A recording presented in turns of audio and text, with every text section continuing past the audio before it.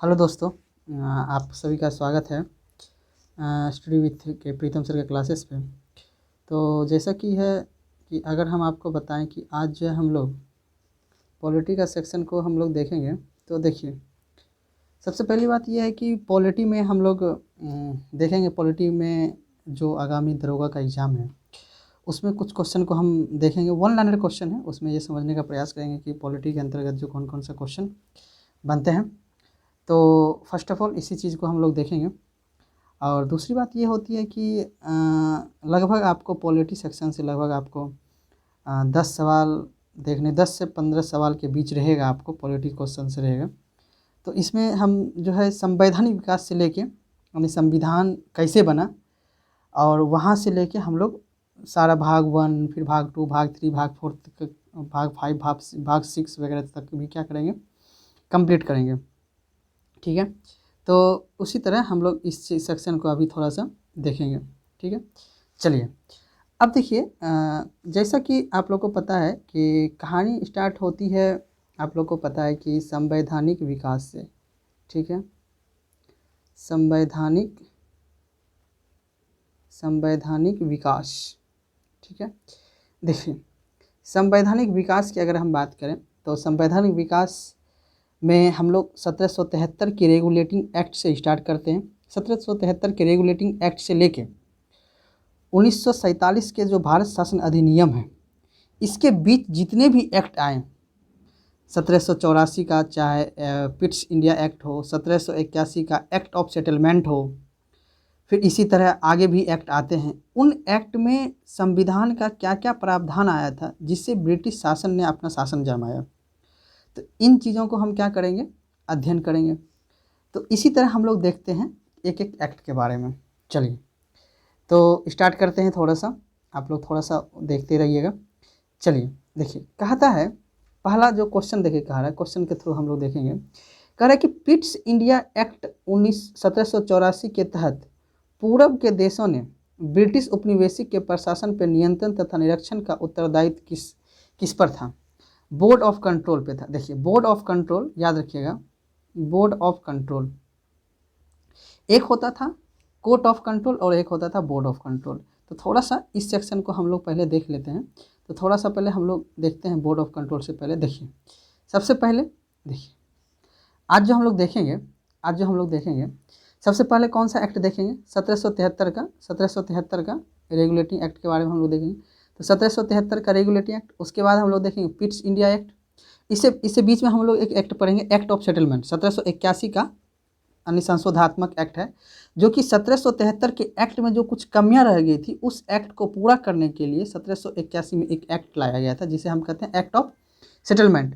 फिर जब 1784 का पिटिशन एक्ट देखेंगे, उसके बाद 1786 का अधिनियम देख लेंगे फिर हम लोग। फिर उसके बाद हम लोग देखेंगे 1784 का, 1793 का, फिर हम लोग देखेंगे भारत शासन। इसी तरह फिर आगे का एक्ट भी देख लेंगे हम लोग। तो इसी तरह करते हुए यहाँ से देखिए चलता रहेगा। 1813, 1813 को 1833, 1833 को 1853, 1853 को 1858। इसी तरह हम लोग सारे एक्ट को भी क्या कर लेंगे, हम लोग अध्ययन कर लेंगे। चलिए कहानी स्टार्ट करते हैं 1773 का रेगुलेटिंग एक्ट से। देखिए 1773 के रेगुलेटिंग एक्ट में क्या कहते हैं, सबसे पहले कहता है कि भारत में एक सुनिश्चित शासन प्रणाली को आरंभ करने वाला अधिनियम कौन था? Regulating act 1773। इस चीज़ को देखिए याद, कह रहा है कि भारत में जो है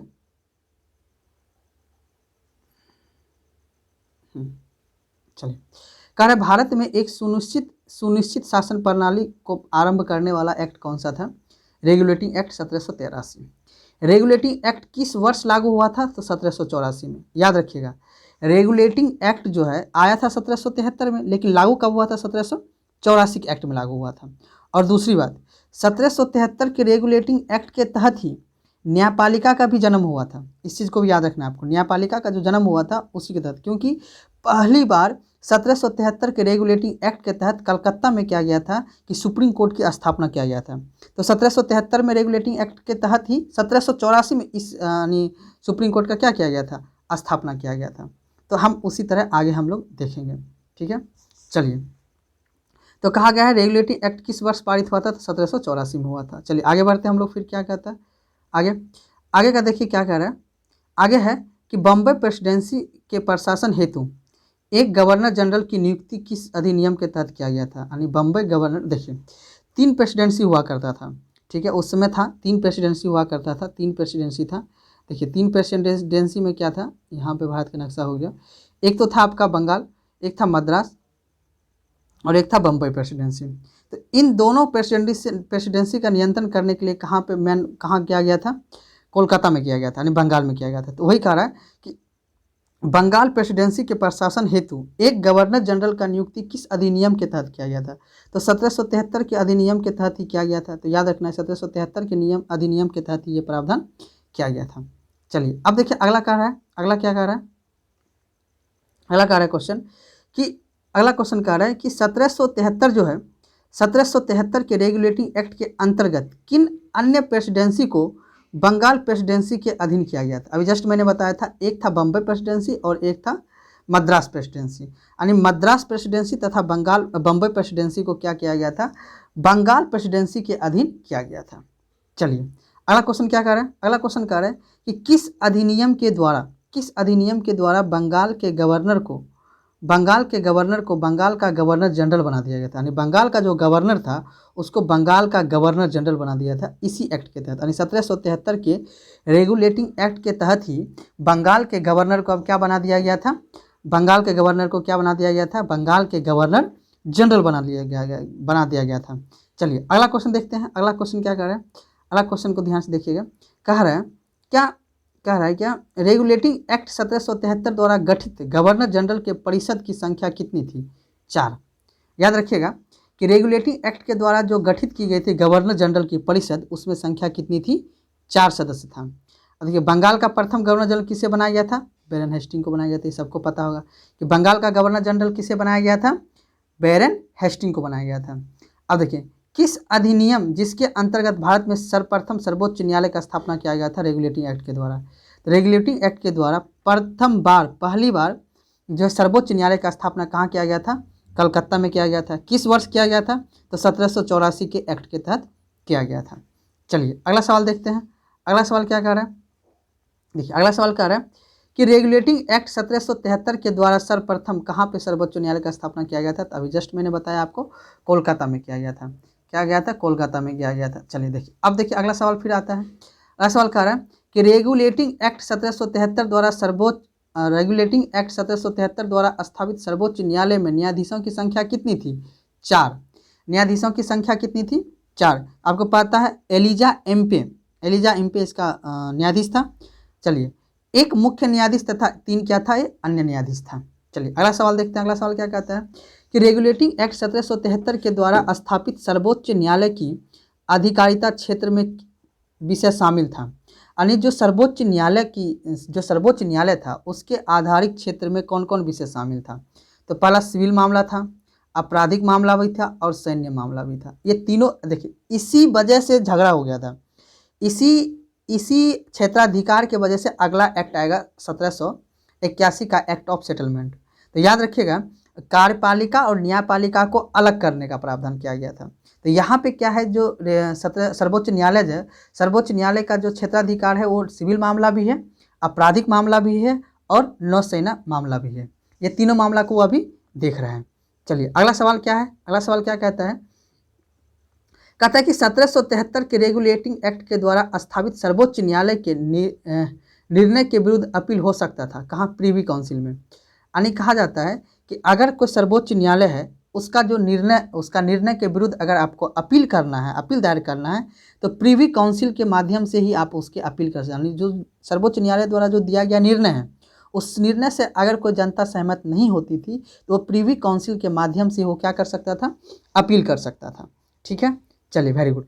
अब चलिए आगे बढ़ते हैं हम लोग। आगे कहता है कि रेगुलेटिंग एक्ट 1773 की त्रुटियों को परमार्जन हेतु किस अधिनियम को पारित किया गया था? Act of settlement 1781। अभी जस्ट मैंने बताया था कि जो 1773 का रेगुलेटिंग एक्ट था उस एक्ट को कमियों को दूर करने के लिए एक्ट ऑफ सेटलमेंट 1781 का एक्ट लाया गया था।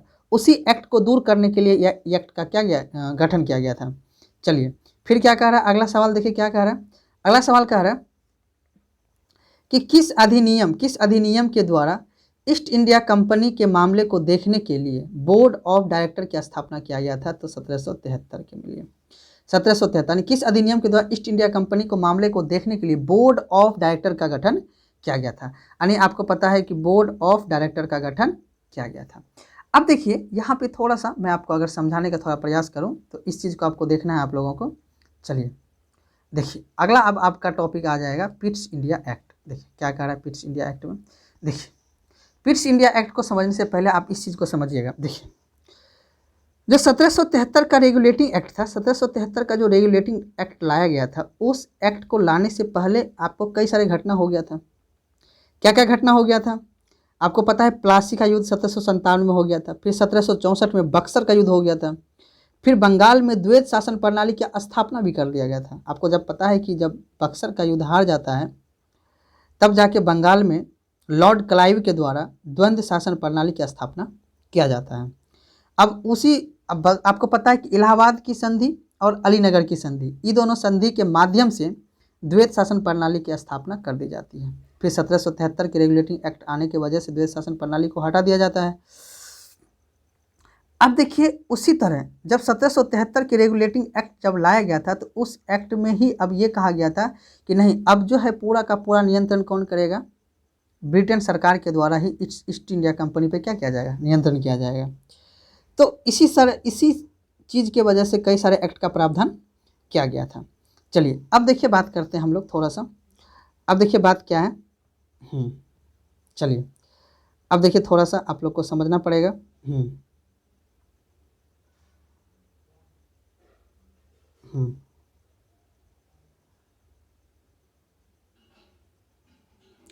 चलिए वेरी गुड।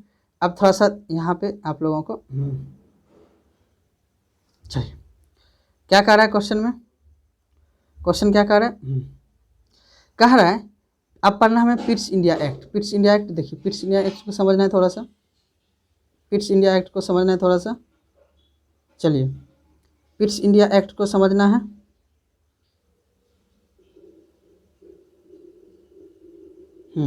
चलिए थोड़ा सा टेक्निकल इशू आ गया था। चलिए वेरी गुड। अब देखिए कह रहा है कि किस अधिनियम के द्वारा ईस्ट इंडिया कंपनी के व्यापारिक तथा राजनीतिक कार्य को पृथक किया गया था? तो याद रखिएगा Pitt's India act 1784। Pitt's India act 1784 के द्वारा जो है ईस्ट इंडिया कंपनी के व्यापारिक तथा राजनीतिक कार्य को क्या किया गया था? अलग किया गया था। देखिए हुआ क्या था, जो 1773 के रेगुलेटिंग एक्ट आया था उस एक्ट में ये भी जांच किया गया था कि आखिर जो कंपनी है, कंपनी घाटे में क्यों जा रही है? कंपनी घाटे में जाने लगा था क्योंकि कंपनी व्यापारिक क्षेत्र के अलावा वहाँ की राजनीतिक क्षेत्र में भी हस्तक्षेप करने लगा था। तो इस वजह से कंपनी घाटे में जाने लगा।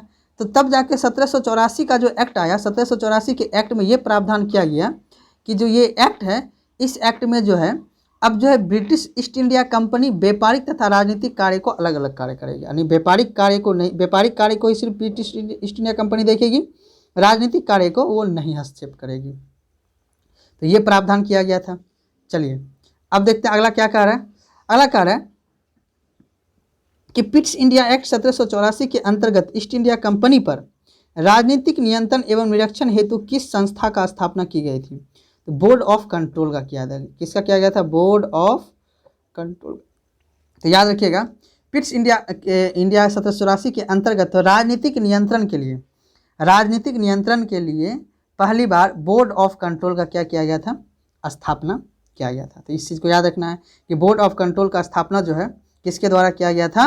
1784 के पिट्स इंडिया एक्ट के द्वारा किया गया था।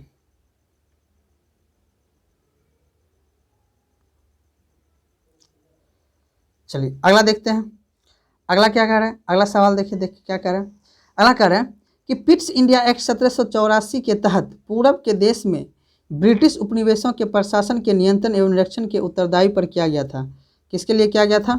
इस चीज़ को याद रखना है। बोर्ड ऑफ कंट्रोल पे किया गया था। यानी बोर्ड ऑफ कंट्रोल के माध्यम से ही जो है जो ब्रिटिश का प्रशासन उपनिवेश होगा उसके प्रशासन पे नियंत्रण कौन करेगा? बोर्ड ऑफ कंट्रोल करेगा। इस चीज़ को भी देखना है थोड़ा सा। चलिए फिर आगे बढ़ते हैं हम लोग। आगे क्या कह रहा है? आगे कह रहा है कि 1784 के पिट्स इंडिया एक्ट के अधीन गठित किए गए बोर्ड ऑफ कंट्रोल का सदस्य की नियुक्ति कौन करता था? ब्रिटिश संसद, यानी ब्रिटिश सम्राट के द्वारा ही जो पिट्स इंडिया यानी बोर्ड ऑफ कंट्रोल का सदस्य हुआ करता था, बोर्ड ऑफ कंट्रोल का सदस्य का नियुक्ति किसके द्वारा किया जाता था? ब्रिटिश साम्राज्य के द्वारा ही किया जाता था। इस चीज़ को भी समझना है थोड़ा सा।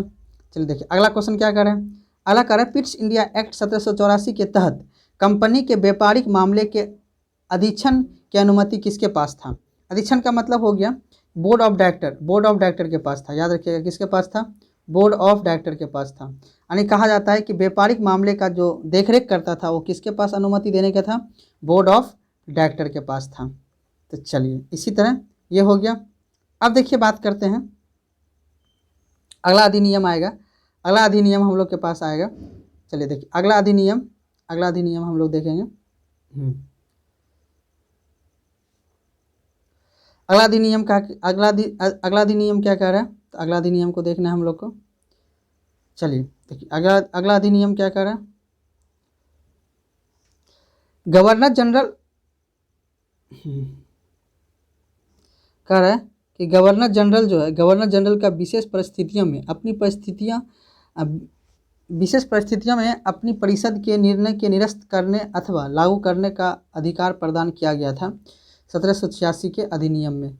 1786 के जो अधिनियम था उसमें गवर्नर जनरल को विशेष परिस्थितियों में अपनी परिषद के निर्णय को निरस्त करने अथवा लागू करने का अधिकार प्रदान किया गया था।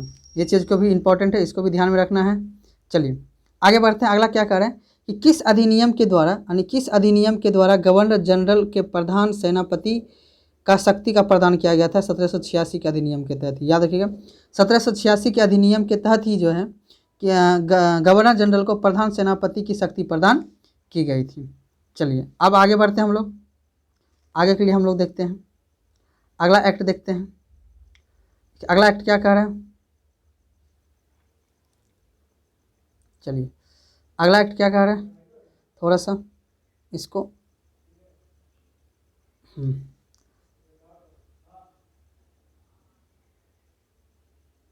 चलिए अब देखिए अगला एक्ट क्या कह रहा है। अगला एक्ट को समझना है। अगला एक्ट में ये कह रहा है आप लोगों को, थोड़ा सा कैमरा को बंद कर दिए हैं। अगला एक्ट कह रहा है कि चार्टर अधिनियम 1793 के तहत ईस्ट इंडिया कंपनी के व्यापारिक अधिकार को कितने वर्ष के लिए बढ़ा दिया गया था? तो 20 वर्ष के लिए बढ़ा दिया गया था। तो याद रखना इस चीज़ को कि 1793 का जो चार्टर एक्ट आया था उस एक्ट के माध्यम से ये कह दिया गया था कि जो ब्रिटिश ईस्ट इंडिया कंपनी का जो है व्यापारिक अधिकार कितने वर्ष के लिए बढ़ा दिया गया है? तो 20 वर्ष के लिए बढ़ा दिया गया है। तो 20 वर्ष के लिए बढ़ा दिया गया था यह चीज़। चलिए अब आगे बढ़ते हैं हम लोग। आगे क्या कह रहा है? अगला क्या कह रहा है क्वेश्चन? अगला कह रहा है कि किस चार्टर के द्वारा नियंत्रक मंडल यानी बोर्ड ऑफ कंट्रोल के सदस्य को भारत के राजस्व से वेतन देने का प्रावधान किया गया था? भारत के राजस्व वेतन देने का 1893 का अधिनियम। याद रखिएगा 1893 का जो अधिनियम था उसी के तहत बोर्ड ऑफ कंट्रोल के जो सदस्य होता था उसके भारत के राजस्व से वेतन देने का प्रावधान किया गया था। यानी भारत के राजस्व से वेतन देने का प्रावधान किया गया था बोर्ड ऑफ कंट्रोल के तहत। चलिए अगला क्वेश्चन क्या कर रहा है? अगला सवाल को देखते हैं हम लोग। अगला सवाल क्या कर रहा है? अगला सवाल है कि किस चार्टर के द्वारा यह स्पष्ट किया गया कि गवर्नर जनरल बंगाल में अपनी अनुपस्थिति के समय परिषद की असैनिक सदस्य को अपने परिषद का उप प्रधान नियुक्त कर सकता है?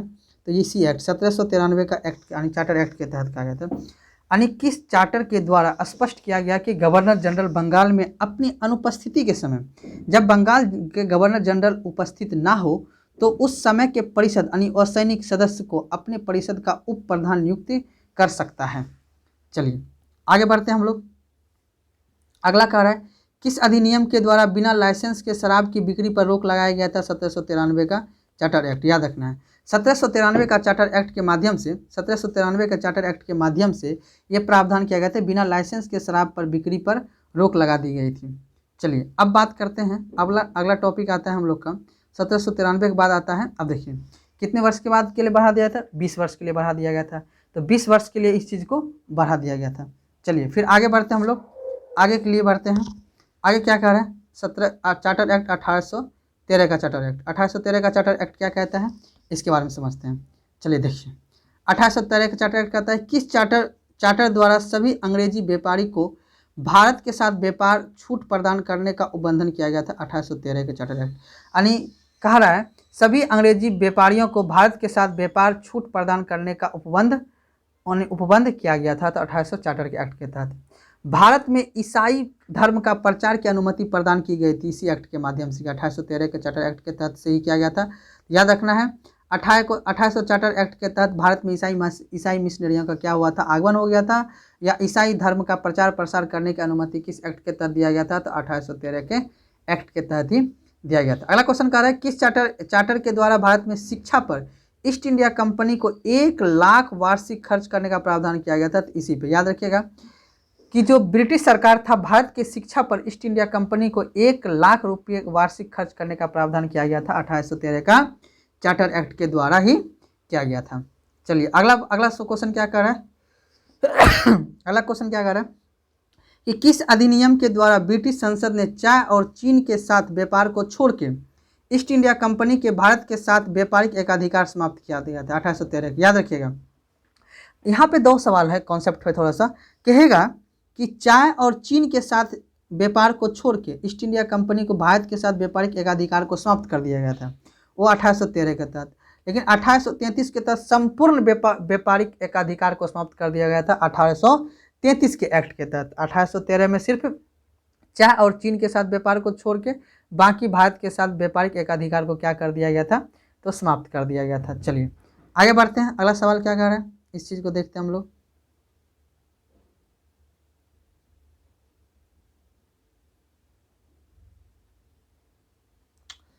चलिए अब आते हैं अगला 1833 का चार्टर एक्ट। अब देखिए क्या कहता है 1833 का चार्टर एक्ट, इसके बारे में समझते हैं।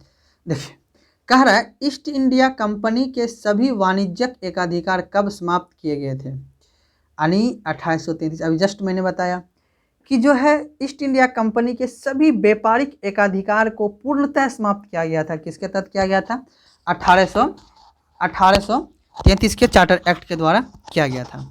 चलिए फिर आगे बढ़ते हैं, अगला क्या कह रहा है, अगला कह रहा है कि किस अधिनियम के द्वारा बंगाल के गवर्नर जनरल को संपूर्ण भारत का गवर्नर जनरल बना दिया गया था, तो 1833 के एक्ट के द्वारा ही बनाया गया था। तो इस चीज़ को भी याद रखना है कि बंगाल के गवर्नर जनरल को संपूर्ण भारत का गवर्नर जनरल बना दिया गया था, किस एक्ट के तहत, तो 1833 के चार्टर एक्ट के द्वारा। कौन थे पहला गवर्नर, भारत का प्रथम गवर्नर कौन था, लॉर्ड विलियम बेंटिंग। तो याद रखना है कि लॉर्ड विलियम बेंटिंग जो है भारत के प्रथम गवर्नर जनरल थे। चलिए आगे बढ़ते हैं, अगला सवाल देखते हैं हम लोग। अगला सवाल में क्या कह रहा है कि वह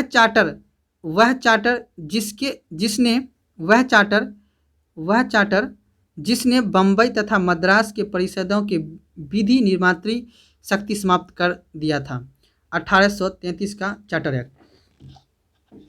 याद रखना है कि जो वह चार्टर जिसने बम्बई मद्रास और परिषद के विधि निर्मात्री शक्ति को क्या किया था, समाप्त कर दिया था 1833 का चार्टर एक्ट के तहत। चलिए आगे देखते हैं हम लोग, अगला सवाल क्या कह रहा है, देखिए कह रहा है चार्टर एक्ट, कह रहा है कि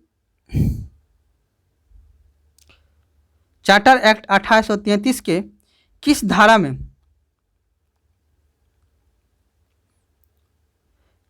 में यह उपबंध किया गया कि किसी भी भारतीय को मात्र धर्म, जन्म स्थान, वंश तथा वर्ण के आधार पर सरकारी सेवा के लिए अयोग्य नहीं माना जाएगा, धारा 87।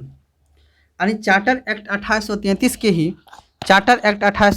के किस धारा में यह उपबंध किया गया था कि किसी भी भारतीय को मात्र धर्म, जन्म स्थान, वंश एवं वर्ण के आधार पर सरकारी सेवा के लिए अयोग्य नहीं माना जाएगा, तो धारा 87।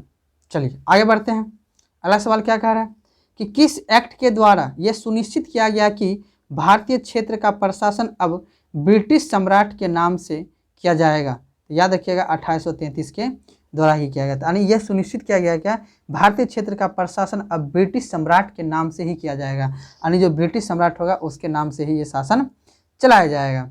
चलिए अब कह रहा है किस एक्ट के द्वारा भारत में दास प्रथा को गैर कानूनी घोषित किया गया था, दास प्रथा को गैर कानूनी घोषित किया गया था कब, चार्टर एक्ट 1833 के द्वारा। याद रखना चार्टर एक्ट 1833 के द्वारा ये घोषणा किया गया था। अब चलिए क्या कर रहा है, गवर्नर जनरल के परिषद में एक विधि विशेषज्ञ यानी चौथा सदस्य के रूप में प्रावधान किया, यानी विधि विशेषज्ञ जो है, यानी गवर्नर जनरल के परिषद में पहले कितने सदस्य हुआ करते थे, 4, अब एक सदस्य और जोड़ दिया गया उसमें, विधि सदस्य।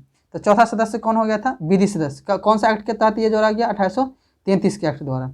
अब देखिए पहला विधि विशेषज्ञ किसे नियुक्त किया गया था, तो मैकाले को किया, लॉर्ड मैकाले, यानी मैकाले को किया गया था कौन सा सदस्य, विधि सदस्य। चलिए 1833 का एक्ट हो गया। अब आते हैं हम लोग 1853 के एक्ट पे। अब देखिए 1853 का एक्ट क्या कहता है, इसके बारे में समझना है। पहली बार किस एक्ट के द्वारा गवर्नर जनरल को विधायी प्रशासनिक कार्य का विभाजन किया गया था, तो याद रखिएगा 1853 के एक्ट के द्वारा ये काम किया गया था। यानी पहली बार किस एक्ट के द्वारा गवर्नर जनरल के विधायी एवं प्रशासनिक कार्य को विभाजन किया गया था, तो याद रखना है इसी एक्ट के द्वारा किया गया था। चलिए अगला क्वेश्चन देखते हैं। अगला क्वेश्चन क्या आ रहा है कि किस एक्ट के द्वारा विधि निर्माण के लिए भारतीय केंद्रीय विधान परिषद का स्थापना किया गया था, 1853। याद तक रखना है, भारतीय केंद्रीय विधान परिषद का स्थापना किस एक्ट के द्वारा किया गया था, तो 1853 के चार्टर एक्ट के द्वारा किया गया था।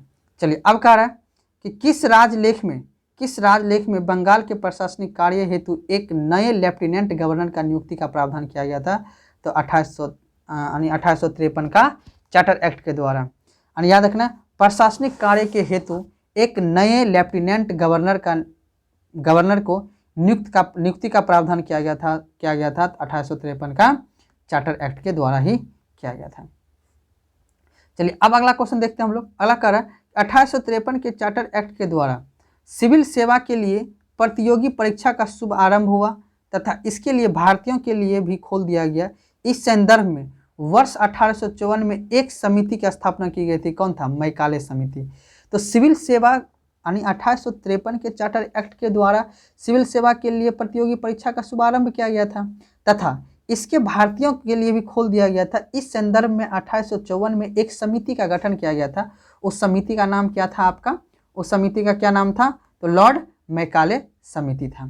कह रहा है अगला क्वेश्चन देखते हैं। अगला क्वेश्चन कह रहा है कि भारतीय विधान परिषद में पहली बार क्षेत्र प्रतिनिधित्व का सिद्धांत कब आरंभ हुआ था। यानी भारतीय विधान परिषद में पहली बार क्षेत्र प्रतिनिधित्व का सिद्धांत कब प्रारंभ हुआ था, तो आपका कौन सा एक्ट है यहाँ पे, ये एक्ट है 1853 का चार्टर एक्ट के अनुसार स्थापित विधान परिषद। यानी 1853 के चार्टर एक्ट के अनुसार विधान परिषद का स्थापना किया गया था। चलिए अगला सवाल फिर हम लोग देखते हैं। अगला सवाल कर रहा है किस राजलेख के द्वारा ब्रिटिश सरकार ने ईस्ट इंडिया कंपनी के निर्देशकों से भारत में की जाने वाली नियुक्ति संबंधी शक्ति वापस ले ली थी, तो 1853 का एक्ट के द्वारा। तो याद रखना है इसी राजलेख के द्वारा जो ईस्ट इंडिया कंपनी के निर्देशकों से भारत में की जाने वाली नियुक्ति की संबंधी शक्ति को वापस अब ब्रिटिश सरकार अपने हाथ में ले लिया था। चलिए आगे बढ़ते हैं। अगला क्वेश्चन क्या कर रहा है, चलिए अगला क्वेश्चन कह रहा है कि किस अधिनियम के द्वारा विधि सदस्य को, याद रखिएगा विधि मतलब लॉ अधिकारी, यानी विधि सदस्य को गवर्नर जनरल के परिषद का पूर्ण सदस्य बना दिया गया था। तो याद रखना 1853 के एक्ट के तहत ये प्रावधान किया गया था। तो इस चीज़ को याद रखना है कि 1853 के एक्ट के तहत ही जो विधि सदस्य था वो गवर्नर जनरल के परिषद का पूर्ण सदस्य बना दिया गया था, यानी अस्थायी रूप से बना दिया गया था। चलिए अब देखते हैं अगला क्या आता है। अगला एक्ट है भारत शासन अधिनियम 1858, यानी 1858 आपको पता है इस बीच में एक घटना घट जाती है। घटना का नाम क्या है, 1757 की क्रांति होती है। 1757 की जो क्रांति होती है उस क्रांति से फिर हम लोग को तो वो जो क्रांति होती है वो क्रांति हम लोग क्या करते हैं, देखते हैं। चलिए फिर आगे बढ़ते हैं हम लोग। अब देखिए तो इसी तरह आप लोग जो अगला हम लोग जो एक्ट पढ़ेंगे, अगला एक्ट कौन आ जाएगा, भारत शासन अधिनियम 1858। फिर ये इस एक्ट के माध्यम से हम लोग देखते हैं। इस एक्ट में आपको, इस एक्ट से पहले मैंने अब जस्ट बताया कि एक गवर्नर था जिसका नाम था लॉर्ड कैनिंग। लॉर्ड कैनिंग के समय में ही सब घटना घटी, 1857 की क्रांति हुई। उस क्रांति में कई सारे आपको पता है कई सारे प्रभाव भी हुए, आर्थिक, सामाजिक, राजनीतिक। तो उसके चीज़ के बारे में हम लोग देखेंगे जब हम इतिहास पढ़ेंगे, तो उसमें उस क्रांति के बारे में हम लोग देखेंगे तो किस तरह से वो क्रांति हुई थी, क्या था परिणाम, इस चीज़ को देखेंगे। तो अभी हम पॉलिटी को पढ़ रहे हैं, पॉलिटी में हम लोग एक्ट को देख रहे हैं, तो हम एक्ट के ही उसके बारे में हम लोग देखेंगे, ठीक है। चलिए आते हैं अब इस एक्ट को देखते हैं तो क्या कह रहा है, ब्रिटिश संसद द्वारा एक्ट फॉर दी वेटर यानी act for the waiter government of India किस वर्ष पारित हुआ था, यानी act for the waiter government of India कब पारित हुआ था, तो 1858 में। यानी 1858 के तहत ये प्रावधान किया गया कि act for the waiter government of India act के नाम से पारित किया गया था। वो था कौन सा वर्ष, 1858 में किया गया था। चल अगला सवाल देखते हैं। अगला सवाल क्या कह रहा है, किस अधिनियम के द्वारा भारत शासन कंपनी के हाथों से ले लिया गया था और उसको ब्रिटिश ताज के अधीन कर दिया गया था। यानी किस अधिनियम के द्वारा भारत का शासन कंपनी के हाथों से ले लिया गया था और उसको कंपनी के ताज के अधीन कर दिया गया था, तो भारत शासन अधिनियम 1858। ये बहुत ही इंपॉर्टेंट सवाल है, ये हमेशा एग्जाम में देखने को मिलता है। तो याद रखना है कि जो भारत का शासन था वो कंपनी के हाथ से लेकर ब्रिटिश ताज के अधीन कर दिया गया था। वो कब कर दिया गया था, 1857 की क्रांति होने के बाद 1 वर्ष बाद भारत शासन अधिनियम 1858 के तहत किया गया था। चलिए अब देखते हैं अगला सवाल क्या आता है। अगला सवाल क्या आता है कि भारत सरकार अधिनियम 1858 के तहत अब गवर्नर जनरल को क्या कहा जाने लगा, वायसराय कहा जाने लगा। इस चीज़ को याद रखना है आप लोगों को, बहुत ही इंपॉर्टेंट सवाल है। यानी अब जो है बंगाल अब जो है भारत के गवर्नर जनरल को वायसराय कहा जाने लगा। तो भारत का प्रथम वायसराय किसे कहा गया, लॉर्ड कैनिंग को कहा गया है। तो मैंने अभी बताया था कि लॉर्ड कैनिंग के समय में ही गवर्नर जनरल का हुआ था। तो इस चीज़ को याद रखना है कि लॉर्ड कैनिंग के समय में ही क्या हुआ था, गवर्नर जनरल आया था। तो इस चीज़ को याद रखना है कि लॉर्ड कैनिंग जो था, लॉर्ड कैनिंग के समय में ही गवर्नर जनरल हुआ और लॉर्ड कैनिंग के समय में 1857 की क्रांति हुई और उसी को भारत के गवर्नर जनरल के जगह भारत के वायसराय कहा जाने लगा। और इसी तरह एक नया सवाल बना कि भारत का प्रथम वायसराय कौन था, तो लॉर्ड कैनिंग था। इस चीज़ को आप लोगों को याद रखना है। चलिए अब देखते हैं अगला सवाल क्या कह रहा है। अगला सवाल हम लोग को देखते हैं। चलिए देखिए अगला सवाल क्या कह रहा है, अगला सवाल पे समझते हैं। अगला सवाल कह रहा है कि 1858 के अधिनियम के द्वारा बोर्ड ऑफ डायरेक्टर तथा बोर्ड ऑफ कंट्रोल को समाप्त करके इनके समस्त अधिकारों को किसे दे दिया गया था, याद रखना, भारत के राज्य सचिव को दे दिया गया था। याद रखना है, भारत के जो राज्य सचिव थे उसको दे दिया। यानी जो बोर्ड ऑफ डायरेक्टर था, board of director plus court of director, तो याद रखना है बोर्ड ऑफ डायरेक्टर तथा बोर्ड ऑफ कंट्रोल, यानी बोर्ड ऑफ कंट्रोल की सारी शक्ति को समाप्त करके किसे दे दिया गया, भारत के राज्य सचिव को दे दिया गया। चलिए फिर अगला सवाल को हम लोग देखते हैं। अगला सवाल चलिए अगला सवाल को हम लोग देखते हैं। अगला सवाल क्या कह रहा है, एक सेकंड, चलिए अगला सवाल को हम लोग सोल्व करते हैं। देखिए अगला सवाल के किस अधिनियम के द्वारा निर्देशन मंडल और नियंत्रण मंडल को समाप्त कर दिया गया था, तो 1858 के अधिनियम के द्वारा जो है निर्देशन मंडल और नियंत्रण मंडल को क्या कर दिया गया था, समाप्त कर दिया गया था। तो चलिए आगे बढ़ते हैं, अगला सवाल देखते हैं हम लोग। अगला सवाल में क्या कह रहे हैं, अगला सवाल आता है 1858 के अधिनियम के तहत भारत राज्य सचिव की सहायता से के लिए उपबंध किया गया था। तो 15 सदस्य भारतीय परिषद का उपबंध किया गया था। इस चीज़ को याद रखना, 1858 के अधिनियम के तहत भारत सचिव की सहायता के लिए उपबंध किया गया था। कितने सदस्य का किया गया था, 15 सदस्य भारतीय परिषद का किया गया था। अब देखिए अगला सवाल आता है किस अधिनियम के द्वारा भारत के गवर्नर जनरल को भारत सचिव की आज्ञा के अनुसार कार्य करने के लिए बाध्य कर दिया गया था। तो 1858 के अधिनियम के द्वारा किया गया था। तो 1858 के अधिनियम के द्वारा ये प्रावधान किया गया था कि गवर्नर जनरल को भारत के सचिव की आज्ञा के अनुसार काम करना होगा। चलिए अगला सवाल देखते हैं हम लोग। अगला सवाल क्या कह रहा है, अगला सवाल क्या आता है भारत राज्य सचिव का ब्रिटिश संसद के प्रति उत्तरदायी का क्या कारण था, उसका ब्रिटिश मंत्रिमंडल का सदस्य होना। याद रखिए जो भारत का राज्य सचिव था वो किसका सदस्य था, ब्रिटिश मंत्रिमंडल का सदस्य था, इसीलिए ब्रिटिश संसद के प्रति वो उत्तरदायी का कारण था। इस चीज़ को याद रखना है। चलिए अगला अधिनियम को हम लोग देखते हैं। अगला अधिनियम आ गया है भारत शासन अधिनियम 1861। भारत शासन अधिनियम 1861 के बारे में हम लोग पढ़ेंगे। कह रहा है, देखिए पहला क्वेश्चन इसके में क्या कह रहा है, कह रहा है कि आधुनिक भारत में सर्वप्रथम प्रतिनिधित्व प्रणाली का आरंभ किया गया था 1861 भारत शासन अधिनियम, यानी आधुनिक भारत सर्वप्रथम प्रतिनिधित्व प्रणाली का आरंभ करने वाला अधिनियम कौन सा था, 1861 का भारत शासन अधिनियम था। चलिए अगला क्वेश्चन क्या कह रहा है, किस अधिनियम के द्वारा सर्वप्रथम भारतीयों को कानूनी बनाने का प्रक्रिया में सम्मिलित किया गया था, 1861 का अधिनियम। तो इस चीज़ को याद रखना है कि किस अधिनियम के द्वारा सर्वप्रथम भारतीयों को कानून बनाने का प्रक्रिया में सम्मिलित किया गया था, तो 1861 के अधिनियम के तहत क्या किया गया था। चलिए अब देखते हैं अगला सवाल कहता है, भारत शासन अधिनियम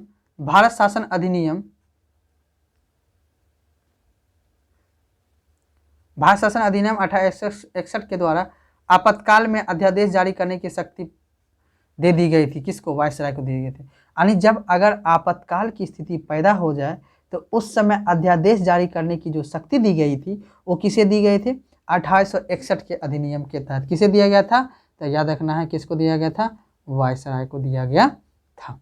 चलिए अब पढ़ते हैं, हम अगले सवाल पे बढ़ते हैं।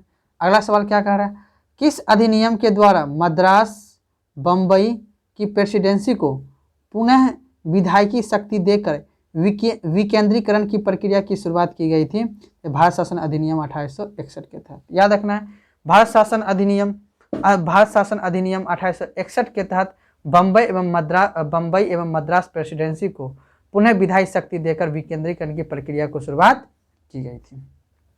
अब कह रहा है किस अधिनियम में विधि निर्माण के क्षेत्र में शक्ति विभाजन के सिद्धांत की कल्पना की गई थी। याद रखना है किस अधिनियम में विधि निर्माण के क्षेत्र में शक्ति विभाजन के सिद्धांत की कल्पना की गई थी, तो याद रखना है भारतीय परिषद अधिनियम 1861 में। याद रखना है भारतीय परिषद अधिनियम 1861 में की गई थी। चलिए आगे बढ़ते हैं, फिर अगला सवाल को हम लोग देखते हैं। अगला सवाल कह रहा है कि 1861 के भारतीय परिषद अधिनियम के द्वारा वायसराय की परिषद को कानून बनाने की शक्ति प्रदान की गई, जिसके तहत लॉर्ड कैनिंग की शुरुआत की गई थी। यानी लॉर्ड कैनिंग ने जिसकी शुरुआत की थी, तो विभागीय प्रणाली।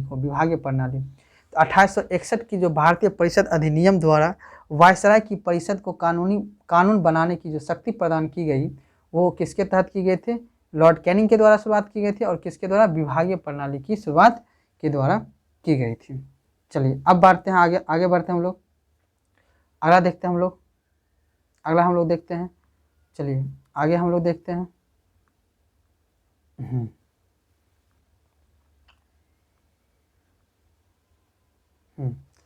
चलिए आगे हम लोग देखते हैं, आगे क्या कह रहा है। आगे देखिए क्या रहा है कि 1861 भारतीय परिषद अधिनियम के द्वारा वायसराय की कार्यकारिणी परिषद में विधि निर्माण हेतु सम्मिलित की जाने वाले कितने अतिरिक्त सदस्य की संख्या को उपबंध किया गया था, तो न्यूनतम 6 और अधिकतम कितने सदस्य थे, 12 सदस्य थे। याद रखना है 1861 में वह भारतीय परिषद अधिनियम द्वारा वायसराय की कार्य परिषद में विधि निर्माण हेतु सम्मिलित किए जाने वाले कितने अतिरिक्त सदस्य की संख्या का उपबंध किया गया था, तो न्यूनतम कितने सदस्य थे, 6 सदस्य थे, और अधिकतम कितने सदस्य थे, तो 12 सदस्य थे। चलिए आगे बढ़ते हैं हम लोग, अगला सवाल पे हम लोग देखते हैं। अगला सवाल कर रहे हैं भारतीय परिषद अधिनियम 1861 द्वारा वायसराय की कार्यकारिणी परिषद में सम्मिलित की जाने वाले अतिरिक्त सदस्य की कार्यकाल कितना था, तो 2 वर्ष था। तो याद रखना है कि जो भारतीय परिषद अधिनियम 1861 द्वारा वायसराय की कार्यकारिणी परिषद में सम्मिलित की जाने वाले अतिरिक्त सदस्य का कार्यकाल कितना वर्ष के लिए था, तो 2 वर्ष के लिए था। इस चीज़ को आप लोग को समझना है। चलिए अगला कार्य है कि भारतीय परिषद अधिनियम 1861 के अंतर्गत प्रांतों में स्थापित की गई विधान परिषद में थी कहाँ, बंगाल 1862 ईस्वी में, और उत्तर पश्चिमी सीमांत में 1866 में, और पंजाब में कब गठन किया गया था, 1897 ईस्वी में किया गया था। तो याद रखना है प्रांतों की जो स्थापित की यानी विधान परिषद का जो स्थापना किया गया था बंगाल में 1862 में, उत्तरी पश्चिमी सीमा प्रांत में 1866 में, और पंजाब में किया गया था 1897 में किया गया था। चलिए आगे बढ़ते हैं।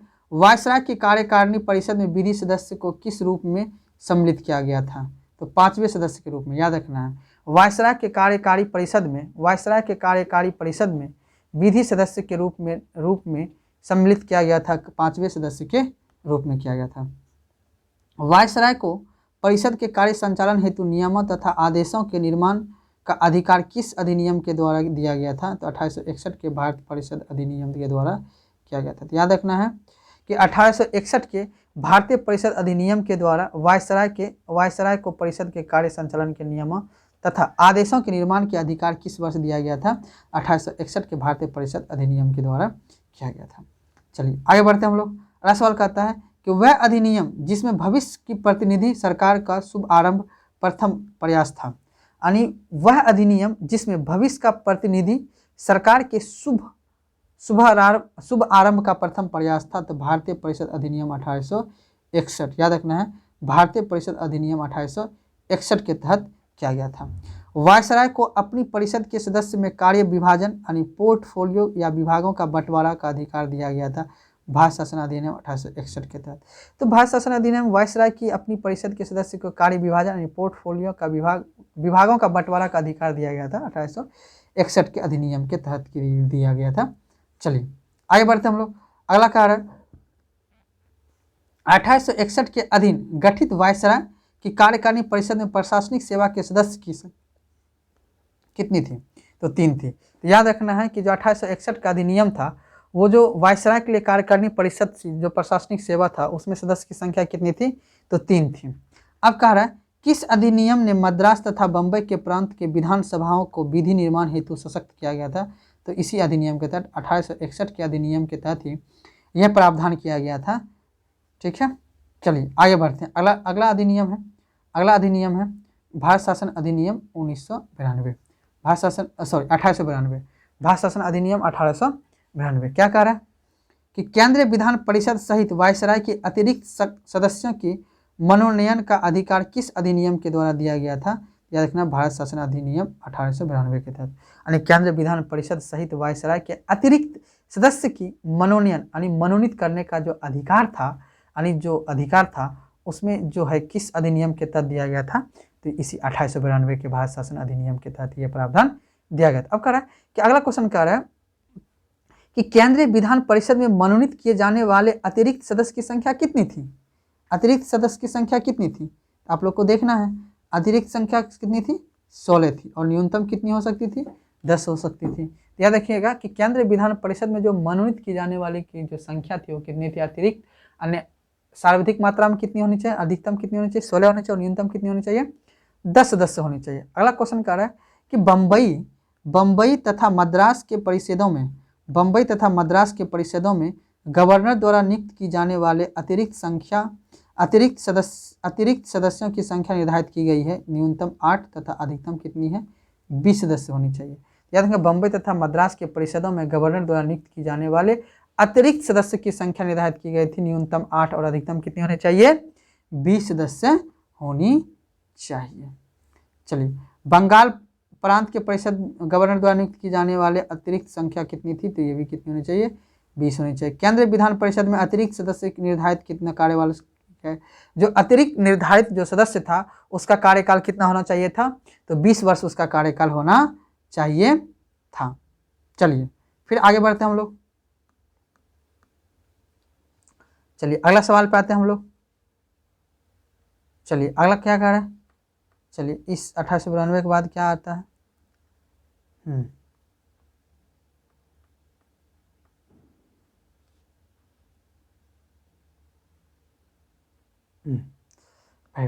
चलिए आइए, क्या कह रहा है क्वेश्चन कह रहा है कि केंद्रीय विधान परिषद में अतिरिक्त सदस्यों के निर्वाचन हेतु कौन सी रीति अपनाई गई?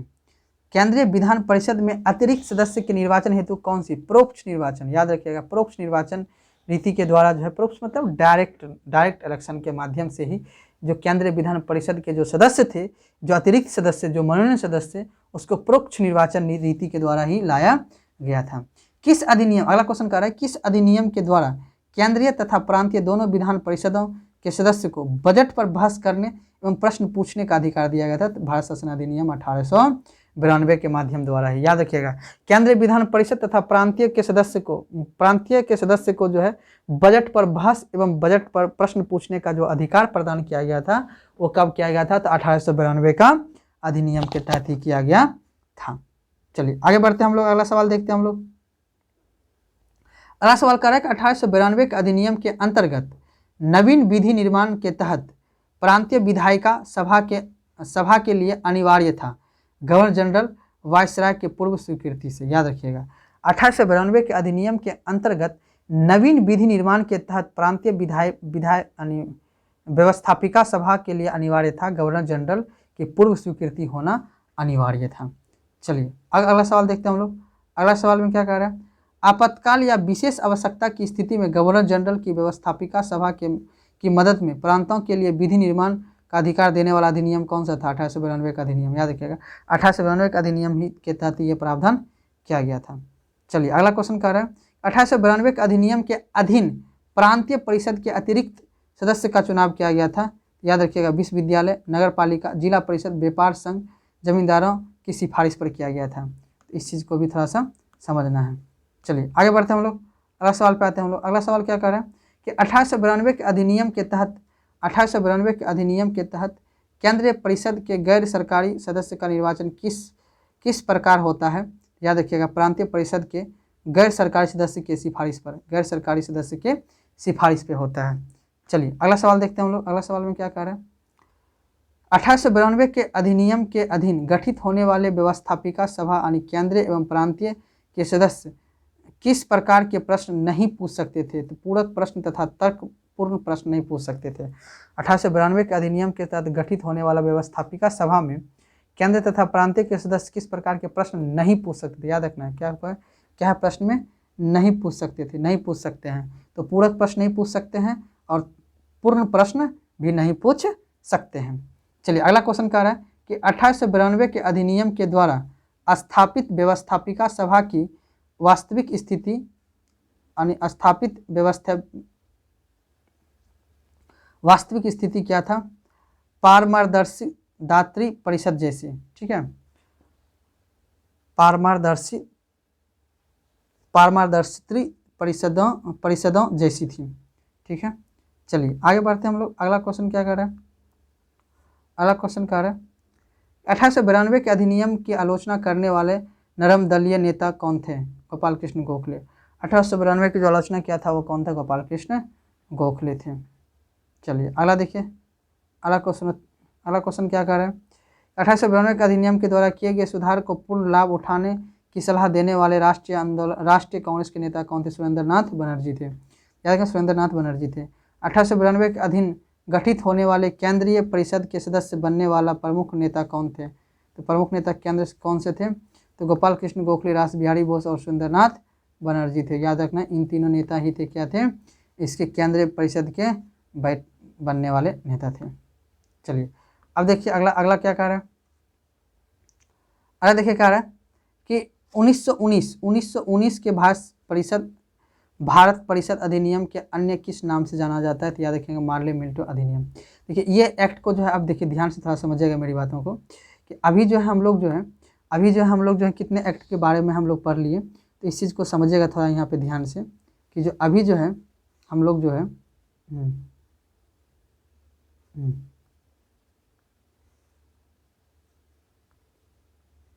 देखिए अभी जो हम लोग क्या किए, अभी देखिए हम लोग ध्यान समझिएगा, जब अभी जो हम लोग 1773 के रेगुलेटिंग एक्ट से हम लोग प्रारंभ किए थे, तो 1773 के रेगुलेटिंग एक्ट के बाद जो है हम 1909 के एक्ट तक आए हुए हैं। तो कल के क्लास में हम लोग क्या करेंगे, 1909 के एक्ट से फिर हम लोग क्या करेंगे, कंप्लीट करेंगे। आज जो हम लोग जो एक्ट के बारे में पढ़े, 1773 का हुआ, 1784 के एक्ट के बारे में पढ़े हम लोग, फिर 1792 के एक्ट के बारे में, फिर 1813 के एक्ट के बारे में पढ़े, 1833 के एक्ट के बारे में पढ़े, फिर 1833 के एक्ट के बारे में, फिर 1858 का एक्ट के बारे में हम लोग पढ़ें। तो इस तरह इन एक्ट को थोड़ा सा एक बार आप लोग रिवीजन कीजिएगा, फिर हम देना उसके बाद हम आगे कंटिन्यू हम इन लोग के क्लास में कर देंगे, ठीक है। थैंक यू, धन्यवाद।